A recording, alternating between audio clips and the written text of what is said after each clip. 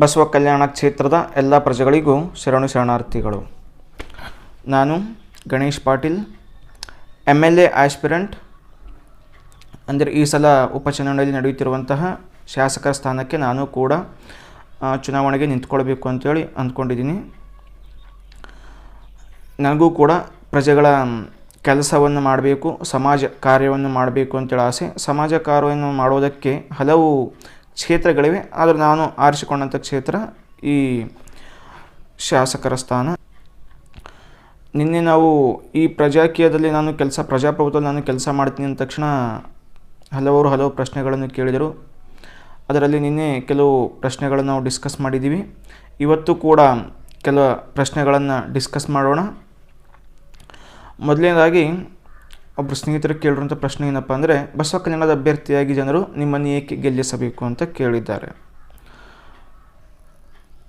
ಇಲ್ಲಿ ನಾನು ಗೆಲ್ಲಬೇಕು ಅಂತ ಬಂದಿಲ್ಲ, ನಾವೆಲ್ಲರೂ ಗೆಲ್ಲಬೇಕು ಅಂತೇಳಿ ಬಂದಿದ್ದೀನಿ. ಪ್ರಜಾಪ್ರಭುತ್ವದಲ್ಲಿ ಪ್ರಜೆಗಳೇ ಪ್ರಭುಗಳು. ನಾವೆಲ್ಲ ಏನಾಗಿರ್ತೀವಿ ಅಂದರೆ ನಮ್ಮ ಲೈಫ್ ಸ್ಟೈಲ್ನಲ್ಲಿ ಅಥವಾ ನಮ್ಮ ಜೀವನ ಶೈಲಿಯಲ್ಲಿ ನಾವೆಲ್ಲ ಬ್ಯುಸಿ ಆಗಿರ್ತೀವಿ. ನಮ್ಮದು ಮಕ್ಕಳು ಇರ್ತಾರೆ, ಹೆಂಡತಿ ಇರ್ತಾರೆ, ಸಂಸಾರ ಇರುತ್ತೆ, ಅದರಲ್ಲೆಲ್ಲ ನಾವೇನಾಗಿರ್ತೀವಿ, ಬ್ಯುಸಿ ಆಗಿರ್ತೀವಿ. ಅಂಥ ಸಮಯದಲ್ಲಿ ನಮಗೇನು ಬೇಕು, ಈಗ ನಮಗೆ ಶಾಲೆ, ಹಾಸ್ಪಿಟಲ್ಲು, ಆಮೇಲೆ ಈ ಥರ ಬೇರೆ ಬೇರೆ ಥರ ರೋಡ್ ಆಗಲಿ, ನೀರಾಗಲಿ, ಈ ಥರ ಏನಾದರೂ ಸಮಸ್ಯೆಗಳಿದ್ದಾಗ ನಮಗೆಲ್ಲ ಅವುಗಳಿಗೆ ರಿಯಾಕ್ಟ್ ಮಾಡೋಕ್ಕಾಗಲ್ಲ. ಅಂಥ ಸಮಯದಲ್ಲಿ ನಮಗೆ ಯಾರಾದರೂ ಒಬ್ಬರು ನಮ್ಮ ಕೆಲಸ ಮಾಡಿಕೊಡೋರು, ನಮ್ಮ ಅನುಕೂಲಕ್ಕೆ ತಕ್ಕಂತೆ ಮಾಡಿಕೊಡೋರು ಬೇಕಾಗಿರ್ತಾರೆ. ಅದಕ್ಕೆ ನಾವೇನು ಮಾಡಿದ್ವಿ ಅಂತಂದರೆ ಒಂದು ವ್ಯವಸ್ಥೆಯನ್ನು ನಿರ್ಮಾಣ ಮಾಡ್ಕೊಂಡ್ವಿ. ಆ ವ್ಯವಸ್ಥೆಯಲ್ಲಿ ಒಬ್ಬ ಈ ಕ್ಷೇತ್ರ ಈಗ ಗ್ರಾಮ ಮಟ್ಟದಲ್ಲಿ ಏನಾಗುತ್ತಪ್ಪ ಅಂತಂದರೆ ಪ್ರೆಸಿಡೆಂಟು, ಚೇರ್ಮನ್ ಅಂಥೇಳಿ, ತಾಲೂಕಾ ಮಟ್ಟದಲ್ಲಿ ತಾಲೂಕಾ ಮಟ್ಟದ ಚೇರ್ಮನ್ನು, ಜಿಲ್ಲಾ ಮಟ್ಟದಲ್ಲಿ ಜಿಲ್ಲಾ ಮಟ್ಟದ ಚೇರ್ಮನ್ನು, ಹೀಗೆ ತಾಲೂಕಾ ಕ್ಷೇತ್ರ ಅಂತ ಬಂದಾಗ ಅಲ್ಲಿ ಒಬ್ಬ MLAನ ನಾವು ನೇಮಿಸಿದ್ವಿ. ಇವ್ರ ಮೇಲೆ ಇವರು ಅಂಥೇಳಿ ಹೀಗೆಲ್ಲ ಮಾಡಿಕೊಂಡು ಇವರೆಲ್ಲ ನಮ್ಮ ಕೆಲಸ ಕಾರ್ಮಿಕರೇ. ಇವರೆಲ್ಲ ನಮ್ಗೆ ಅನುಕೂಲ ಆಗೋ ಥರ ಏನು ಮಾಡಬೇಕು, ಕೆಲಸಗಳನ್ನು ಮಾಡಿಕೊಡ್ಬೇಕು. ಹೀಗೆ ನಾವು ಈ ವ್ಯವಸ್ಥೆ ಶುರು ಆಗ್ತು. ನಂತರ ಏನಾಗ್ತಂದರೆ ಇವರಲ್ಲಿ ನಾನು ಮಾಡ್ತೀನಿ ಕೆಲಸ ಅಂತೇಳಿ ಬಂದವರು ಇವತ್ತು ಅದು ಏನಾಗಿದೆ ಅಂದರೆ ನಮ್ಮ ಮೇಲೆ ದಬ್ಬಾಳಿಕೆ ಮಾಡ್ತಾಯಿದ್ದಾರೆ.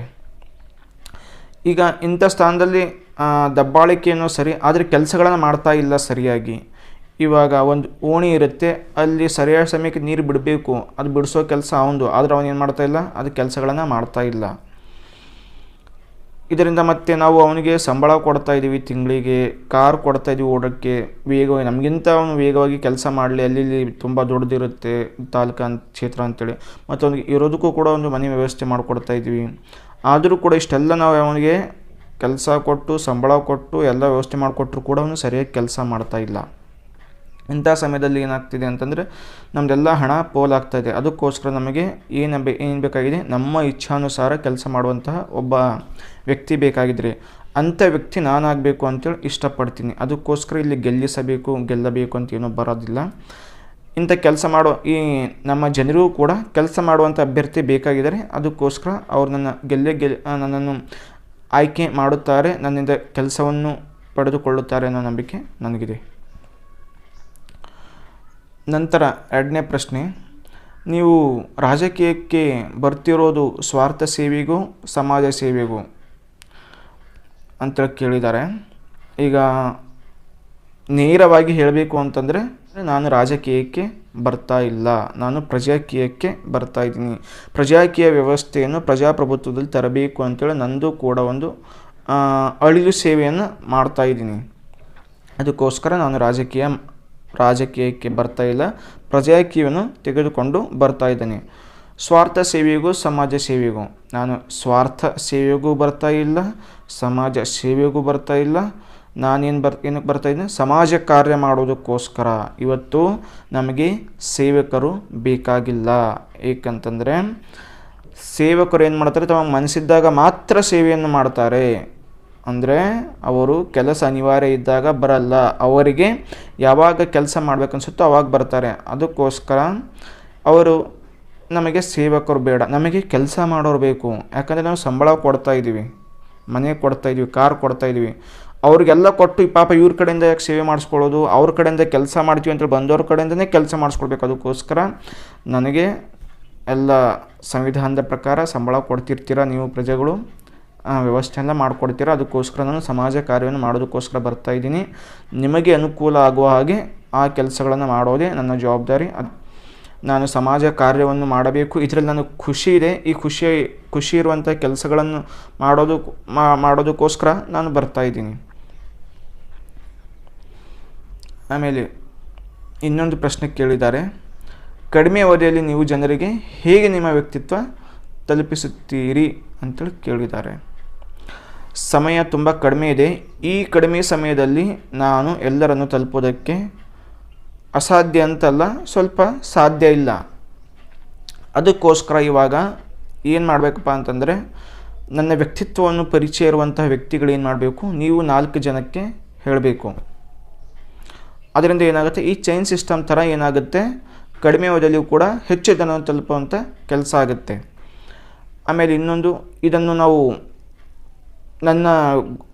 ನನ್ನ ಕೆಲಸವನ್ನು, ನನ್ನ ಗುರಿ ಉದ್ದೇಶಗಳನ್ನು ನನಗೆ ಗೊತ್ತಿರುವಂಥವರು ಆಗಲಿ, ಸ್ನೇಹಿತರಾಗಲಿ, ತುಂಬ ಹಿತೈಷಿಗಳಾಗಲಿ ಏನು ಮಾಡಬೇಕು, ನನ್ನ ವಿಚಾರಗಳನ್ನು ಆದಷ್ಟು ನೀವು ಕೂಡ ವಾಟ್ಸಪ್ ಮುಖಾಂತರ ಆಗಲಿ, ಫೇಸ್ಬುಕ್ ಮುಖಾಂತರ ಆಗಲಿ, ಇನ್ನಿತರ ಸೋಷಿಯಲ್ ಮೀಡಿಯಾ ಮುಖಾಂತರವಾಗಿ ತಲುಪಿಸಬೇಕು. ಹಾಗೂ ನನ್ನನ್ನು ಜನಗಳ ಹತ್ತಿರ ಈ ಸಾಮಾಜಿಕ ಮಾಧ್ಯಮದ ಮುಖಾಂತರ ತಲುಪಿಸಬೇಕೆಂದು ನಾನು ಈ ವಿನಂತಿ ಮಾಡಿಕೊಳ್ಳುತ್ತೇನೆ. ಏಕೆಂದರೆ ನಾನು ಬೇರೆ ರಾಜಕಾರಣಿಗಳ ಥರ ಇಲ್ಲಿ ದುಡ್ಡು ಇಟ್ಕೊಂಡು ಆ ದುಡ್ಡಿನ ಮುಖಾಂತರ ಪ್ರಚಾರ ಮಾಡಿಕೊಳ್ಳೋಕ್ಕೆ ನನ್ನಿಂದ ಸಾಧ್ಯ ಇಲ್ಲ. ನನ್ನ ಹತ್ರ ಇರೋದೇ ಕೇವಲ ಒಂದು ಜ್ಞಾನ. ಆ ಜ್ಞಾನ ಮತ್ತು ವಿಚಾರಗಳು, ಅವುಗಳನ್ನು ನಿಮಗೆ ಹೇಳ್ತಾ ಇರ್ತೀನಿ. ಈ ವಿಚಾರಗಳು ನಿಮಗೆ ಸರಿ ಅನಿಸಿದರೆ ನೀವು ಜನಗಳ ಹತ್ತಿರ ಮುಟ್ಟೋದಕ್ಕೆ ನನಗೆ ನೀವು ಹೆಲ್ಪ್ ಮಾಡಬೇಕು. ಈ ಥರ ಮಾಡೋದ್ರಿಂದ ನಾನು ಬೇಗವಾಗಿ ಕಡಿಮೆ ಅವಧಿಯಲ್ಲೂ ಕೂಡ ನಾನು ಹೆಚ್ಚಿನ ಜನರ ಹತ್ರ ನಾನು ಸಂಪರ್ಕ ಮಾಡ್ಬೋದು ಅಂತೇಳಿ ಹೇಳ್ತೀನಿ. ಇನ್ನೊಂದು ಪ್ರಶ್ನೆ ಕೇಳಿದ್ದಾರೆ, ಇಂದು ನಮ್ಮ ದೇಶದಲ್ಲಿ ಹಲವು ಸಮಸ್ಯೆಗಳಿವೆ, ಅದಕ್ಕೆ ನೀವೇನು ಪರಿಹಾರ ಕೊಡುವಿರಿ? ನೋಡ್ರಿ, ಫಸ್ಟ್ ತಪ್ಪು ಮಾಡೋದೇ ಇಲ್ಲೇ. ನಾವು ಒಬ್ಬ ವ್ಯಕ್ತಿನನ್ನು ನಂಬೋದಲ್ಲ. ಇಲ್ಲಿ ಕೆಲಸ ಮಾಡಬೇಕಾಗಿರೋದು ನಾವೆಲ್ಲರೂ, ನಾನೊಬ್ಬನೇ ಅಲ್ಲ.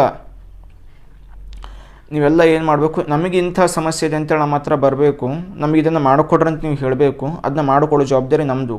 ಯಾಕೆಂದರೆ ನೀವೆಲ್ಲ ಅದಕ್ಕೆ ಸಂಬಳ ಕೊಡ್ತಾ ಇರ್ತೀರ, ಇನ್ನೂ ವ್ಯವಸ್ಥೆ ಎಲ್ಲ ಮಾಡಿಕೊಟ್ಟಿರ್ತೀರ. ನಮ್ಮ ಕೈ ಕೆಳಗಡೆ ಎಲ್ಲ ಮತ್ತೆ ಅಧಿಕಾರಿಗಳು ಅವರೆಲ್ಲ ಇರ್ತಾರೆ, ಅವ್ರ ಕಡೆಯಿಂದ ನಾವು ಕೆಲಸ ಮಾಡಿಕೊಡ್ತೀವಿ.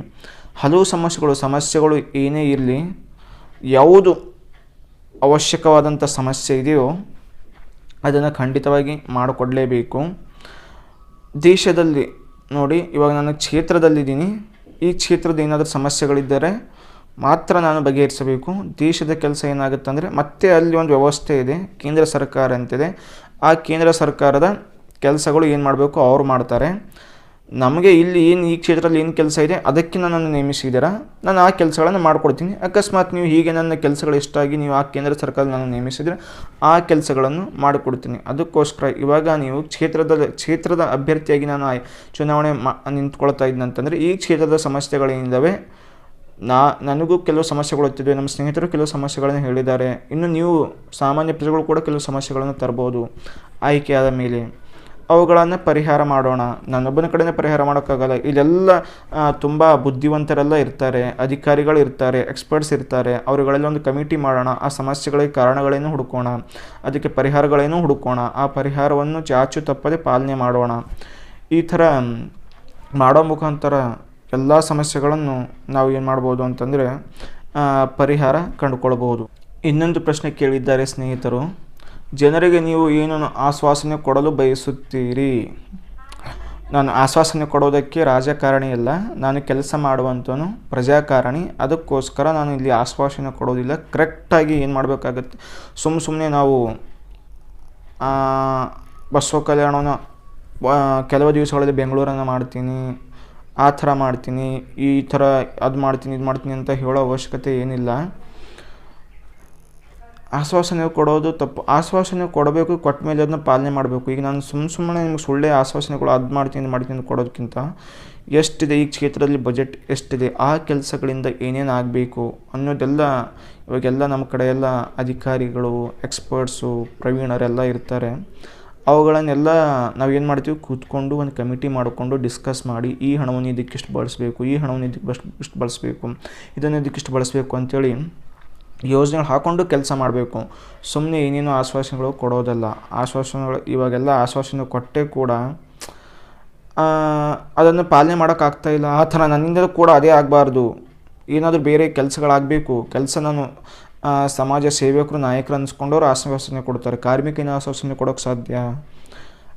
ಆಶ್ವಾಸನೆ ಕೊಡೋನು ಯಾವತ್ತು ಕಾರ್ಮಿಕನಾಗೋಕ್ಕೆ ಸಾಧ್ಯನೇ ಇಲ್ಲ. ಅದಕ್ಕೋಸ್ಕರ ನಾನು ಕಾರ್ಮಿಕನಾಗಿ ಬಂದಿದ್ದೀನಿ, ಕೆಲಸ ಮಾಡ್ತೀನಿ ಅಂದಾಗ ಇಲ್ಲಿ ಪ್ರಜೆಗಳು ಏನು ಹೇಳ್ತಾರೋ ಆ ಕೆಲಸವನ್ನು ಮಾಡೋದು ನನ್ನ ಜವಾಬ್ದಾರಿ. ಆಶ್ವಾಸನೆ ಕೊಡೋದು ನನ್ನ, ಯಾಕಂದರೆ ಪ್ರಜಾಪ್ರಭುತ್ವದಲ್ಲಿ ಎಲ್ಲ ಪ್ರಜೆಗಳು ಪ್ರತಿಯೊಂದು ಕೆಲಸದಲ್ಲಿ ಇನ್ವಾಲ್ವ್ ಆಗಬೇಕು. ಆವಾಗಲೇ ನಾವು ಈ ಪ್ರಜಾಪ್ರಭುತ್ವ ಒಂದು ಯಶಸ್ವಿ ಆಗೋದಕ್ಕೆ ಸಾಧ್ಯ. ಆದ್ದರಿಂದ ಇಲ್ಲಿವರೆಗೆ ಏನಾಗಿದೆಯೋ ಗೊತ್ತಿಲ್ಲ, ಇನ್ನು ಮುಂದೆ ನಾವೆಲ್ಲರೂ ಈ ಪ್ರಜಾಪ್ರಭುತ್ವದಲ್ಲಿ ಭಾಗವಹಿಸೋಣ. ನಮ್ಮ ಸಮಸ್ಯೆಗಳಿಗೆ ನಾವೇ ಪರಿಹಾರ ಕಂಡುಕೊಳ್ಳೋಣ. ಆ ಪರಿಹಾರವನ್ನು ಕಂಡುಕೊಂಡ ಪರಿಹಾರವನ್ನು ಪಾಲನೆ ಮಾಡಲು ನಮ್ಮಂಥ ಅಭ್ಯರ್ಥಿಗಳು ಇರ್ತಾರೆ. ನೀವು ನನಗೆ ಆಯ್ಕೆ ಮಾಡಿದ್ರೆ ನಾನೇ ಅವನ್ನೆಲ್ಲ ನಿಂತ್ಕೊಂಡು ಕೆಲಸ ಮಾಡಿಸ್ತೀನಿ. ಇಷ್ಟು ಹೇಳಿ ಇನ್ನು ಮುಂದೆ ಎಲ್ಲರೂ ಈ ಪ್ರಜಾಪ್ರಭುತ್ವದಲ್ಲಿ ಪಾಲ್ಗೊಳ್ಳೋಣ ಅಂಥೇಳಿ ಇವತ್ತಿನ ಈ ಕೆಲವು ಪ್ರಶ್ನೆಗಳಿಗೆ ಉತ್ತರಗಳನ್ನು ಕೊಟ್ಟಿದ್ದೇನೆ. ನಾಳೆ ಮತ್ತೆ ಇನ್ನು ಕೆಲವು ಪ್ರಶ್ನೆಗಳನ್ನು ಡಿಸ್ಕಸ್ ಮಾಡೋಣ ಅಂಥೇಳಿ ಇದನ್ನು ಇಲ್ಲಿಗೆ ಮುಗಿಸುತ್ತೇನೆ. ಎಲ್ಲರಿಗೂ ಮತ್ತೊಮ್ಮೆ ನಮಸ್ಕಾರಗಳು, ಶರಣಾರ್ಥಿಗಳು.